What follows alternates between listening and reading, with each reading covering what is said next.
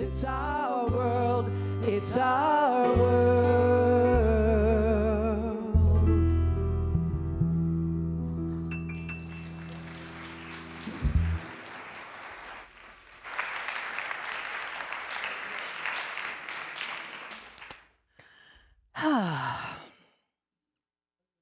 So I've been thinking a lot, when we have these events that come around every year, as a minister who's been doing this for almost 20 years, you have to breathe into, okay, what am I going to say?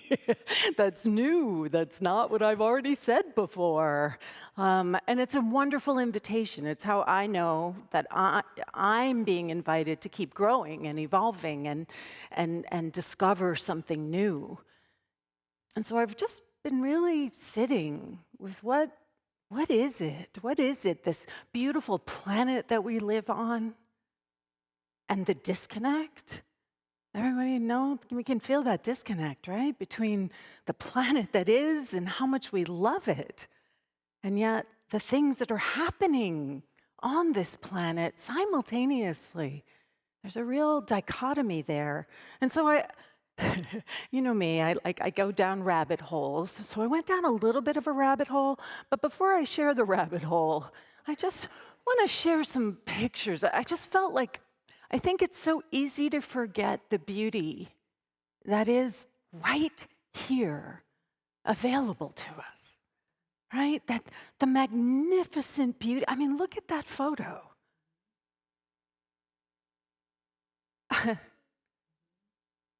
I mean, number one, that we were able to take a picture of a hummingbird and catch it. In that moment, they're so fast. They're just incredible little creatures.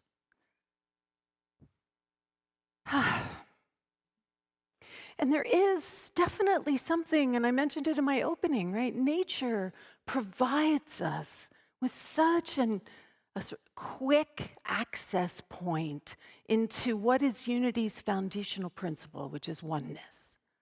Nature provides us with a way to have an experience of something that, eludes us a lot of the time, especially in this very busy technical world that we live in. I spent 14 hours on my computer on Friday. 14 hours. I started and then looked up at the end of the day, and 14 hours later. And I'm not alone in that. I'm not alone in that. So this idea of being able to actually see and recognize the complexity, the interconnectedness that is life, the awe. Can you feel the awe that kind of gets, because it's bigger than us. It's something larger than our little small understanding wherever we put ourselves. Now, how many people here go out into nature and have some sort of experience of oneness, of a connection? Yeah, and I know for myself that when I'm struggling, sometimes that's the perfect way to reset myself. And sometimes, weirdly, anybody in here with me, I have to force myself to do that. I have to actually force myself to step into that space. So, I mean, look at that.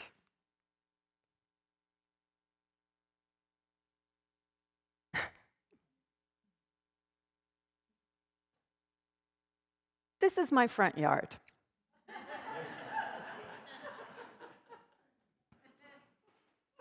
Kind of crazy, huh? And as I've been sitting with Earth Day and I keep looking out at my front yard and going, oh boy. It's because we're renters. So it's like I'm in a different mindset. It's weird. Like our property in Oakland that we own is meticulous in how it's taken care of. Our landlords put down, the stuff that's supposed to stop the weeds, right? And they put down mulch. And as things started to grow, I took a picture and I sent it to her, and she said, yep, weeds do that. I was like, the weeds are coming through. She's like, yep, they do that. And I was like, okay, ball back in Deanne and Chris's corner. And this is what it actually looks like right now. It's crazy. And I've been thinking about what does it mean to take care of the earth? And I can't even take care of my front yard, right? Here I have this opportunity, this little miniature place where I could be pouring my love, my care, my appreciation, and yet I haven't done it because something in my brain sort of went, well, I'm a renter and it's going to cost money and time and then we're going to move out. And I'm like, why wouldn't I want to beautify it for the next person who comes in? Why would there be any resistance to my wanting to be part of that creative process with the earth? It got me thinking about the Iroquois seventh generation principle, right? This idea that everything we do should be for the seventh generation down. And I can tell you, when it comes to my front yard, I wasn't even thinking past myself, right? I certainly wasn't thinking 7 renters down the road. And Jonas Salk says, what's the most important question we must ask ourselves? Are we being good ancestors? And that's why that bringing in the ashe for me is so important, because it's like I am also an ancestor to the generations that are yet to come. And I don't think we remember that. I think we are so focused on our own world right now, and not even in the present moment right now, but in like the vagueness of right now, which for me was, I don't have the time, I don't have the energy, I'm in pain from my foot, how am I gonna get in there and start pulling those weeds out? Hire somebody, Deanne. I mean, like, it's not rocket science. And yet there were all these levels of resistance within myself. So as I said, here's my rabbit hole, everyone. This is scripture, right? And God said, let us make humankind in our image and according to our likeness, and let them have dominion over the fish of the sea, and over the birds of the air, and over the cattle, and over all the wild animals of the earth, and over every creeping thing that creeps upon the earth. And then later on, and very close to this, they talk about subduing. They mention dominion again. I have always struggled with this, right? With what does this actually mean? Because this idea of dominion, it's a very tricky idea. Now, in Unity, we hold it in a very specific way because we're talking about spiritual dominion, but that's not how it lives in the world, right? It doesn't live in the world as spiritual dominion. So how am I supposed to have dominion over that?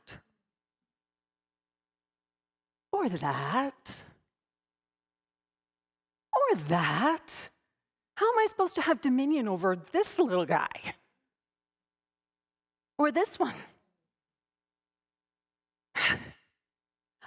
I had a lot of fun finding these pictures, I hope you can tell. This one's my favorite. I have a thing for frogs.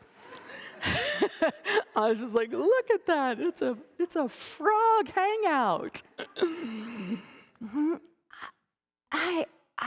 How do we reconcile this? And I think it's really tricky. Do I have dominion over the solar eclipse?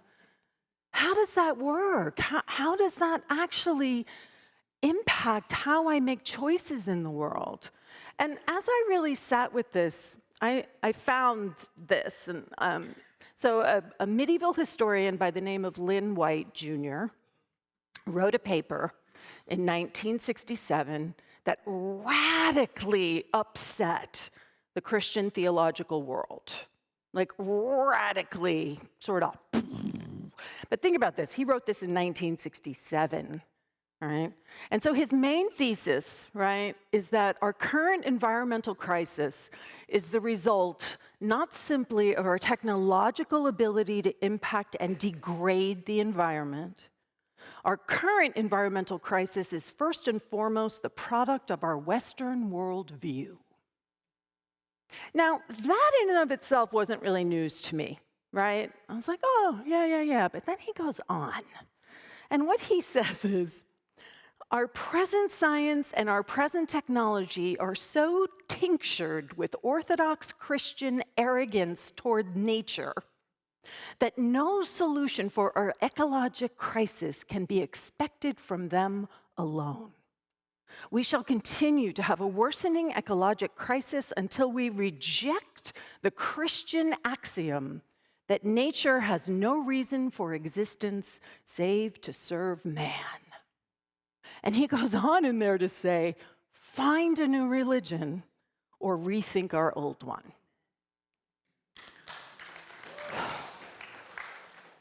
And maybe I was asleep. Well, there's always parts of us that are asleep. I was asleep to the impact of this Christian ideology in our understanding, our cultural, the world consciousness of how we take care of the earth. There's a real tension there. And being an environmentally conscious Christian from out there in the world is really hard because it's embedded, this dualism of man versus nature that needs to be subdued. Now, granted, when you think about when the Bible was being written back in the day, I mean, if I ran into one of those mountain lions, I'd be kind of scared, right? So you can understand there was a different level of consciousness in how people were engaging with nature, right? It was a different world. And that's another thing that he says in his thing, is in this treatise, is this idea that all cultures rewrite their narratives. As they evolve and grow, they rewrite their narratives, but Christianity has not. That it's locked in. And so it really just kept sitting with me, this idea of dominion, mankind versus nature, inherent dualism, which is not what we know and believe in one power and one presence. So here's my rabbit hole, everyone. I went to look for the Hebrew, what the translation of dominion comes from. And it comes from the Hebrew word rada. Everybody say rada. And rada, in a general umbrella sense, translates to rule with authority, right? And it's not a gentle word, right? Let's be clear. It's not a gentle word. It's ruling with authority. And yet, the roots of the word itself mean rule by going down, by wandering, by spreading. So Saul, the kingdom of Saul's, his kingdom was called, his reign was a time of Rada. So it was a rule with authority, but it was a place of peace and harmony. But the tricky part is that if it wasn't for his father David's militaristic, Saul would not have been able to have led with sort of equanimity. Right? So it's very problematic what we have in that scripture. And so what modern day theologians who are concerned about the environment are looking at, what they invite us to look at, is not so much the translation of the words and what did they really mean, but to look at this part of that same passage in Genesis. Let us make humankind in our image according to our likeness. Now, for Unity, this is a huge, pivotal scripture piece, because this is where we understand our own spiritual authority arises from, because we are in the image and likeness. So we're not separate. That which God is, now remember, God's not a being, right? But that which God is, the love that is, pick another word if God triggers you, okay? Love, light, joy, right? That we are made in the image and likeness of love. That we are made in the image and likeness of compassion. That we are made in the image and likeness of joy. And so when we look at it from that perspective, we're not talking about mankind versus nature, and we're not even talking about ruling with authority. We're talking about lead with our divine identity. Can you feel the difference here? That we are being invited to have dominion in the same way that the divine has dominion. So, how unity would hold all of this is that what we're talking about is not mastery over the plants and the animals, but self mastery. What we're talking about is stewardship, understanding that, like, if I left my garden doing what my garden is doing right now, I wouldn't be able to get through my front door. And my neighbors would start to, like, be really angry with me because all those things are going to spread seeds all over the place, right? So there's stewardship involved. There's caretaking that we're being invited into.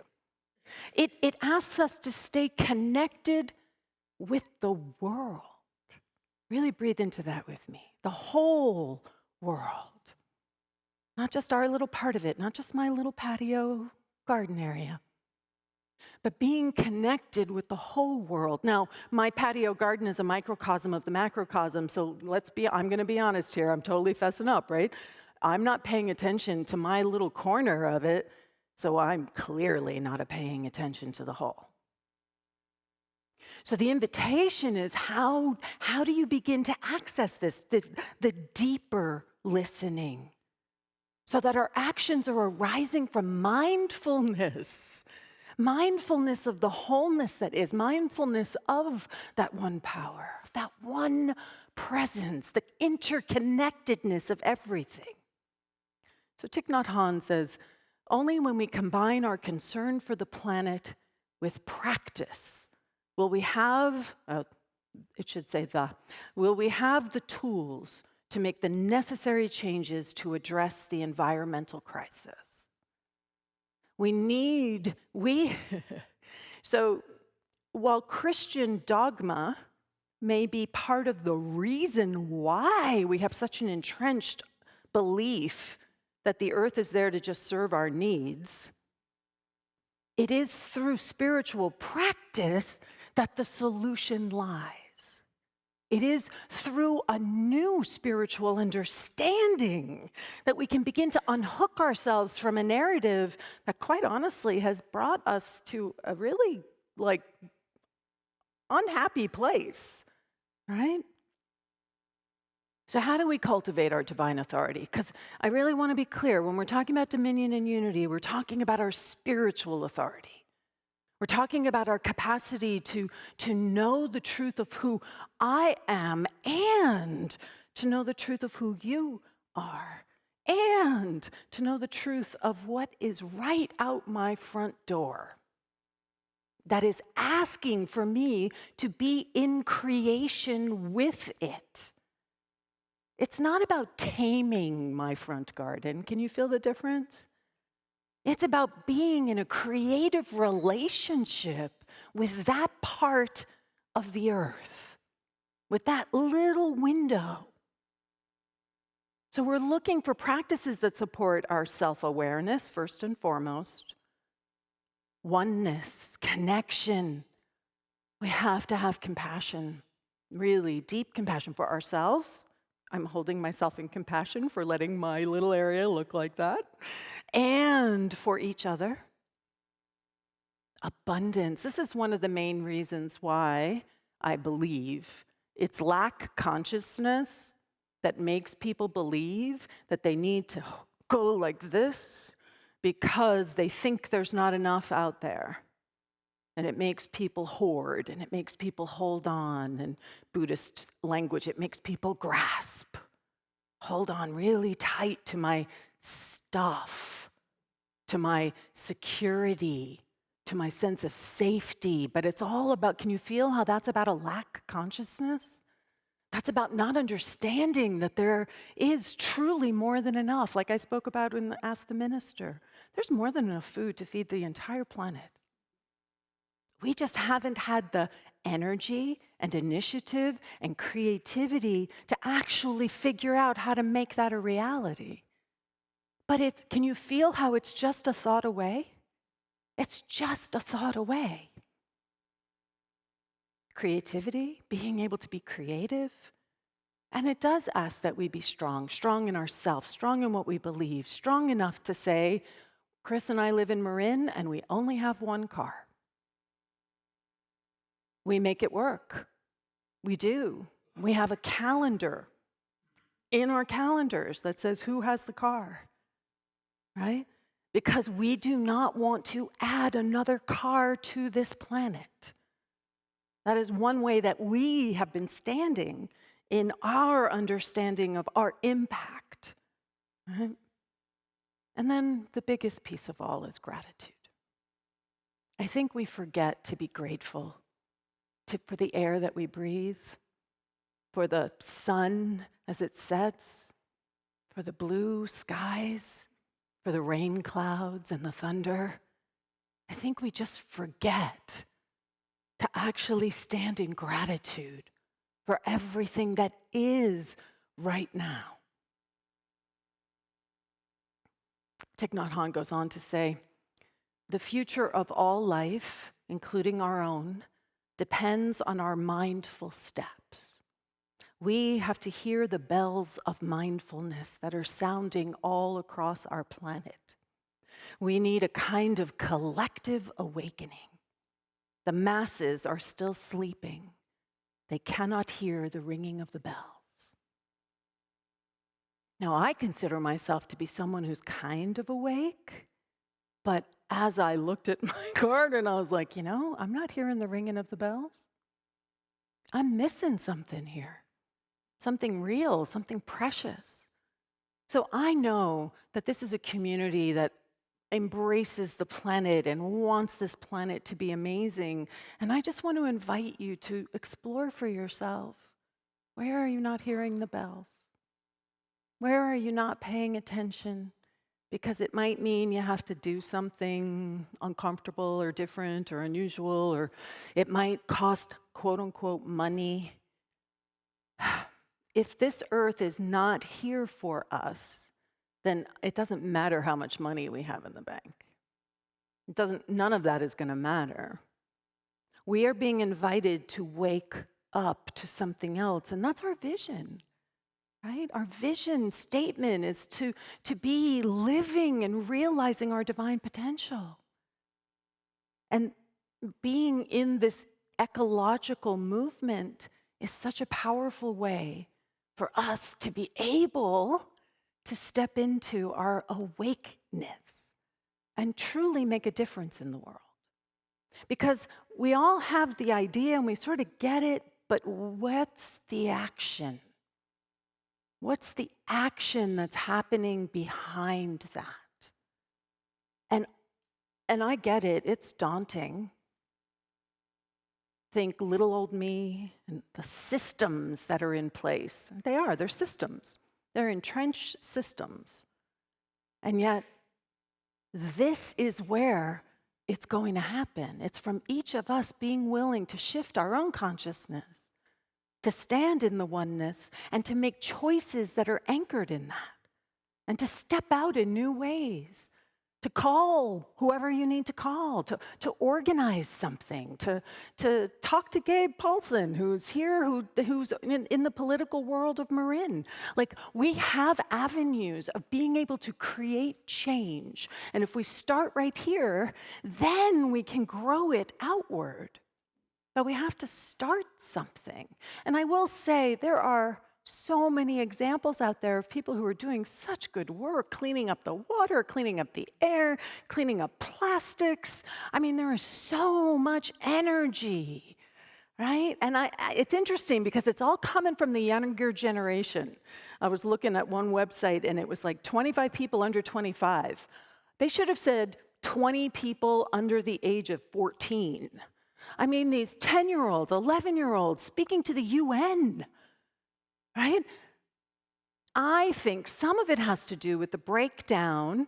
I know it's a challenge, but not as many people are going to church. So this next generation doesn't quite have the same duality built in that we were raised with about dominion. They're coming from a completely different perspective. So can we support them? If we do nothing else, can we at least support the youth as they step out to actually change the world? And we can do that. We have things they don't have. We have wisdom, we have resources, we have clarity. They have the energy, right? But it requires an intergenerational approach. It's not just going to be one thing, but the coming together is really the important part. I mean, look at that.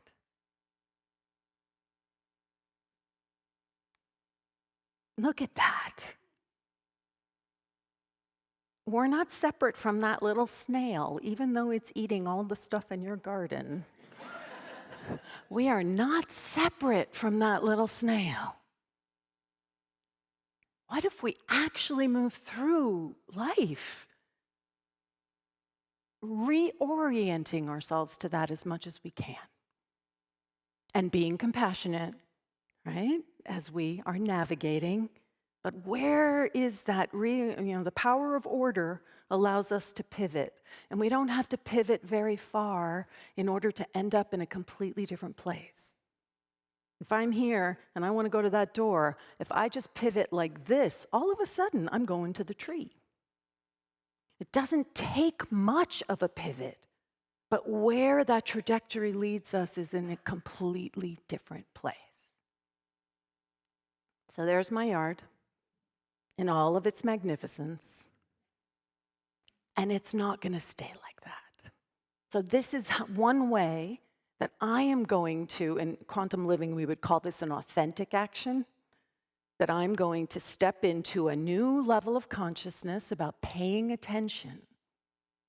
And I am going to do that through cleaning up and preparing and making that front area something that 7 renters from now they're going to be so grateful, right? They're going to be so grateful that somebody did that. So I just want to leave you with this last quote. Earth rejoices in our words, our breathing, and peaceful steps. Let every breath, every word, and every step make Mother Earth proud of us. So let's take this into our time of meditation.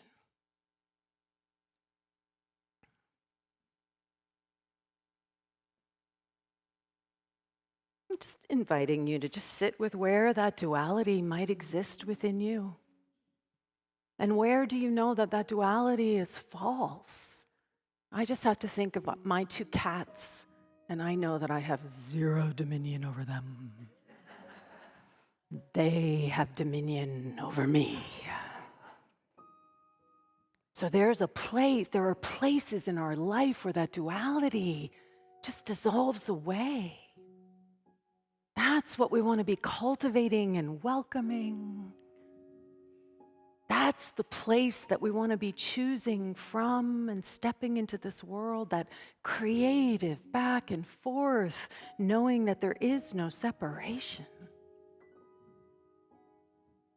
That the plants that are growing, that the steps we are walking, that the leaps that frogs are making, that all of that is one life, one beingness.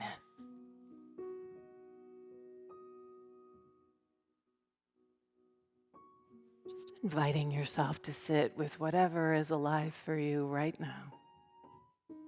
About this magnificent planet, thinking of what inspires you, thinking about what supports your awareness, that there truly is no separation. And let us rest here for a few minutes in the silence.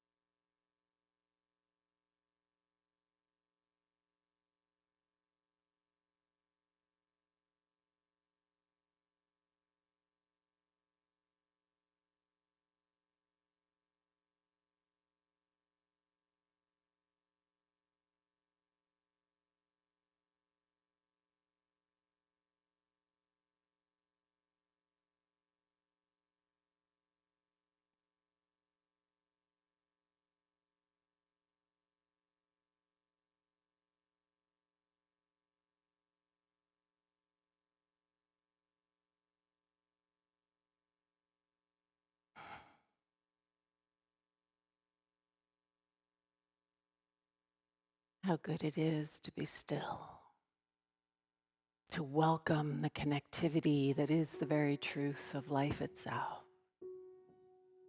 So I invite you in this moment to just sit with how can you activate this in time and in space. Thing, one thing that you can step into, one bell that you're willing to pay attention to. Because that's all we need to do is one bell by another bell by another bell. Just step by step, activating that oneness in our life, activating our awareness of the true gifts that is Mother Earth. And gratitude for this and so much more, just knowing that it continues to move through us, continues to guide, continues to support this shift in consciousness as we transcend systems of duality and engage with the truth, both within and without. And so it is. Amen. Ashe.